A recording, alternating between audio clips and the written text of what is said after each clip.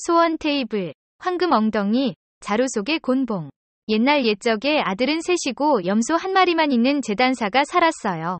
하지만 염소는 세 아들에게 젖을 먹이기 때문에 매일 잘 먹이고 목초지로 데리고 나가야 했어요. 그래서 아들들이 돌아가면서 염소를 맡았어요. 큰아들이 염소를 가장 좋은 약초가 있는 교회 마당으로 데려가서 먹고 뛰어놀게 했습니다. 밤이 되어 집에 갈 시간이 되자 그는 염소야, 이제 충분히 먹었니? 라고 물었습니다. 염소가 대답했습니다. 너무 많이 먹었어요. 나뭇잎은 하나도 안 만질 거야. 응, 이라고 대답했어요. 그럼 집으로 돌아가자. 청년은 염소의 목에 걸린 끈을 잡고 마구간으로 염소를 이끌고 들어가 단단히 묶었습니다. 늙은 제단사가 염소가 먹어야 할 만큼 많이 먹었나요? 라고 물었다. 오, 아들이 대답했습니다. 너무 많이 먹어서 나뭇잎 하나도 건드리지 않을 정도입니다. 그러나 아버지는 확실히 알고 싶어서 마구간으로 내려가 사랑하는 동물을 쓰다듬으며 염소야, 배불리 먹었니? 라고 말했습니다. 염소가 대답했습니다. 내가 왜 만족해야 합니까? 나는 무덤 사이를 뛰어다녔다. 먹이를 찾지 못해서 굶주렸어요. 제단사는 무슨 소리냐? 라고 외치며 위층으로 올라가서 젊은이에게 이 거짓말쟁이, 염소가 충분하다고 하면서 굶주리게 내버려 두었구나. 라고 말하며 화가 나서 병에서 자를 꺼내서 때려서 쫓아냈다. 다음날 둘째 아들의 차례가 되자 그는 정원 울타리에서 좋은 약초만 자라는 곳을 찾았고 염소는 그 약초를 모두 먹어치웠습니다. 밤이 되어 집에 돌아가려던 아들이 염소야, 이제 배부르니? 라고 물었습니다. 염소가 대답했습니다. 너무 많이 먹었어. 더 이상 나뭇잎을 만지지 않을 거야. 응, 이라고 대답했습니다. 그럼 집으로 돌아가자. 청년은 염소를 집으로 데려가 마구간에 묶어두었습니다. 늙은 제단사가 염소가 먹을 만큼 먹었나? 라고 물었다. 오, 아들이 대답했습니다. 너무 많이 먹어서 나뭇잎 하나도 건드리지 않을 것입니다. 제단사는 이 말을 액면 그대로 받아들이지 않고 마구간으로 내려가 염소야, 충분히 먹었니? 라고 물었습니다.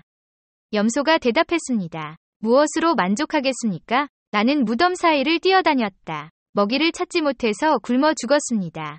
제단사는 이런 착한 동물을 굶주리게 하다니 라고 외치며 달려가 몽둥이를 들고 소년을 문 밖으로 몰아냈다. 이제 셋째 아들의 차례가 되었고 그는 옳은 일을 하고 싶었기 때문에 가장 좋은 잎이 달린 던부를 찾아 염소가 먹도록 했습니다. 저녁이 되어 집에 돌아가려고 할 때 그는 염소야, 이제 그만 먹었니? 라고 물었습니다. 염소가 대답했습니다. 너무 많이 먹었습니다. 더 이상 잎사귀는 건드리지 않을 거야. 이라고 대답했습니다. 그럼 집으로 돌아와라. 청년이 염소를 마구간으로 이끌고 묶었습니다. 염소가 충분히 먹었나? 늙은 제단사가 물었다. 너무 많이 먹어서 나뭇잎 하나도 만지지 않을 거예요. 제단사는 이 말을 믿지 않고 내려가서 염소야, 충분히 먹었니? 라고 물었다. 사악한 짐승이 대답했다. 무엇으로 만족하겠습니까? 무덤 사이를 뛰어다녔는데 나뭇잎을 찾지 못했어. 그래서 나뭇잎 없이 갔지. 오, 거짓말쟁이들아. 제단사가 외쳤다. 각자 사악하고 자신의 의무를 잊어버렸구나.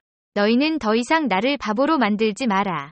그리고 그는 분노에 휩싸여 위층으로 달려가 불쌍한 젊은이를 야드스틱으로 심하게 때려서 집 밖으로 뛰어내렸습니다. 늙은 제단사는 염소와 함께 홀로 남겨졌습니다. 다음 날 아침 그는 마구간으로 내려가 염소를 쓰다듬으며 말했다. 이리 와. 내 사랑하는 작은 동물아. 내가 너를 데리고 먹이를 줄게. 그는 염소의 목줄을 잡고 녹색 울타리와 밀포일, 그리고 염소가 좋아하는 모든 것으로 그녀를 이끌었습니다. 거기서 마음껏 먹어라. 그는 그녀에게 말했고 저녁까지 풀을 뜯도록 내버려 두었습니다. 그러자 염소가 염소야, 배불리 먹었니? 라고 물었고 그는 대답했습니다. 너무 많이 먹었습니다. 더 이상 잎사귀는 건드리지 않겠습니다. 제단사는 그럼 집으로 돌아가라 고 말하며 염소를 마구간으로 데려가 묶었습니다. 그가 떠나면서 뒤를 돌아보며 이제 만족하느냐? 라고 물었습니다. 그러나 염소는 만족하지 못하고 울부짖었습니다. 내가 왜 만족해야 합니까? 무덤 사이를 뛰어다녔는데 나뭇잎이 하나도 없어서 그냥 가버렸어. 이 말을 들은 제단사는 큰 충격을 받고 자기가 아무 이유 없이 새 아들을 내쫓았다는 것을 분명히 알았습니다. 기다려라, 이 배은망덕한 놈아. 너를 쫓아내는 것만으로는 충분하지 않다. 내가 너에게 표를 찍어 다시는 정직한 재단사들 사이에 나타나지 못하도록 하겠다. 라고 그는 외쳤다. 그는 급히 위층으로 올라가 면도칼을 들고 염소의 머리에 거품을 내어 손바닥처럼 깨끗하게 면도했습니다. 그리고 척도가 그녀에게 너무 좋았을 때 그는 말굽을 꺼내서 그녀에게 큰 상처를 주었고 그녀는 서둘러 도망쳤습니다. 재단사가 집에 혼자 남겨졌을 때 그는 매우 슬퍼했고 아들들이 돌아왔으면 좋았을 텐데 아무도 그들이 어디로 갔는지 몰랐습니다. 큰아들은 목수에게 견습을 받았는데 부지런하고 지칠 줄 모르는 학생이었으며 그가 여행을 떠날 때가 되자 주인이 그에게 작은 탁자를 주었는데 특별한 모양은 없고 흔한 나무로 만들었으나 질이 좋았다. 누군가 그것을 내려놓고 작은 상, 내 몸을 펴라 고 말하자 그 좋은 작은 상은 즉시 깨끗한 작은 천으로 덮여 있었고 접시와 그 옆에는 칼과 포크와 삶은 고기와 구운 고기 접시가 놓여 있었는데 그 접시에는 먹을 수 있는 만큼이었고 큰 붉은 포도주 한 잔이 빛나서 마음을 기쁘게 했다. 젊은 나그네는 혼자 생각하기를 이것은 평생 지속될 것이다 라고 생각했고 여간에 좋고 나쁨이나 그 안에 무엇이 있든 없든 신경 쓰지 않고 유쾌하게 세상으로 나갔습니다. 때가 되면 그는 주막에 들어가지 않고 시골이나 숲이나 초원이나 자기가 좋아하는 곳이면 어디든지 들어가서 등 뒤에서 작은 상을 가져다가 자기 앞에 내려놓고 내 몸을 덮으라 고 말하면 마음이 원하는 것이 무엇이든 나타나곤 했습니다.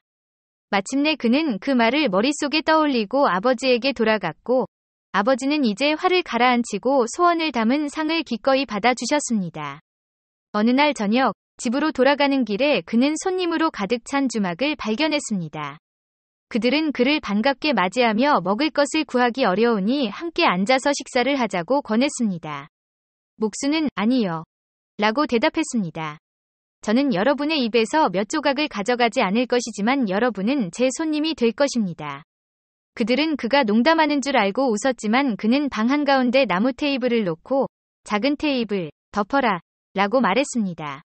즉시 그것은 주인이 결코 구할 수 없었을 정도로 좋은 음식으로 덮여 있었고 그 냄새가 손님의 콧 속으로 기분 좋게 올라갔습니다.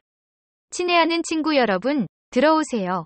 목수가 말했고 손님은 그가 진심임을 알고 두 번 물을 필요 없이 가까이 다가와 칼을 뽑아 용감하게 공격했습니다.